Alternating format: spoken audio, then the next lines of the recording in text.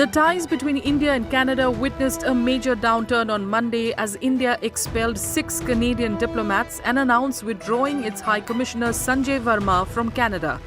This happened after Canada leveled allegations suggesting that the Indian High Commissioner and other diplomats are persons of interest in a matter related to an investigation into the killing of Khalistani extremist Hardeep Singh Nijjar. Canadian Prime Minister Justin Trudeau accused India of choosing to use its diplomats and organized crime to attack its citizens and make them feel unsafe on their soil, calling it a monumental mistake by New Delhi. Trudeau said that the US has noted a similar pattern from India concerning an attempted extrajudicial killing. However, the US State Department has not made any comments so far. But with this assassination, I should tell you that things have escalated pretty much, because the Canadian side, and I think it is quite rare for any world leader to actually go into their parliament and say that, well, we have credible allegations of this country's involvement in this assassination. I think that is pretty serious. I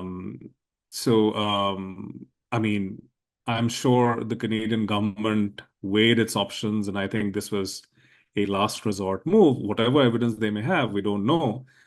Because this morning also when the RCMP held a presser, they said that there are some people who they want to prosecute, or at least question, if not prosecute, with regard to the assassination. Each country continues to take the same position toward the other and not be willing to make any concessions on it, right? India's position is that Canada is essentially sheltering and sponsoring anti-India terrorists, whereas Canada's position is that India is undertaking acts of transnational repression repeatedly and continuously on Canadian soil. These are obviously both extremely serious allegations to make, and neither side is backing away from them. And that doesn't leave much space for, looking for off-ramps to try to reduce tensions.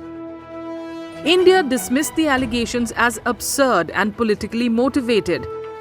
In a statement, the Ministry of External Affairs said that it reserves the right to take further steps in response to the Trudeau government's support for extremism, violence and separatism against India.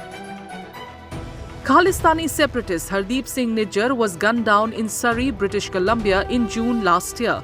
The relations between India and Canada came under severe strain following Prime Minister Justin Trudeau's allegations in September last year over potential involvement of Indian agents in the killing of Nijjar.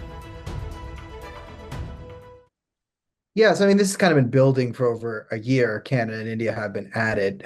Last September, Trudeau outright accused the Indian High Commission of being part of the murder of Hardeep Singh Nijjar, who's the leader of the Khalistan Tiger Force, which should be a listed terrorist organization in Canada, as it's an offshoot of the Barbar Khalsa, which blew up the Air India Kanishka bombing, the biggest terrorist attack in Canadian history.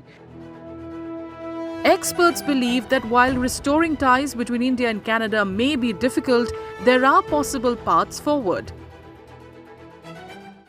I think that you could look at some potential confidence-building measures. I mean, if you look at where the relationship has worked in recent years, there has been an increase in trade, and you've had significant levels of business relations.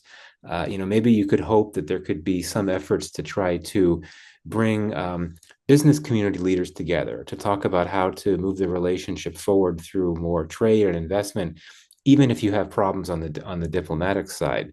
You have people-to-people ties in this relationship that are very strong because of business cooperation, because of the Indian diaspora in Canada, because of the very large number of Indian students who are in Canadian universities. I think that very strength of the relationship, people-to-people ties, perhaps that's the way to try to slowly get things back on track. The diplomatic tensions between India and Canada have so far not impacted the bilateral trade in goods between the two countries, think tank GTRI said on Monday. However, it added that as this dispute drags on, both nations will need to carefully manage their actions to avoid a full-blown economic fallout.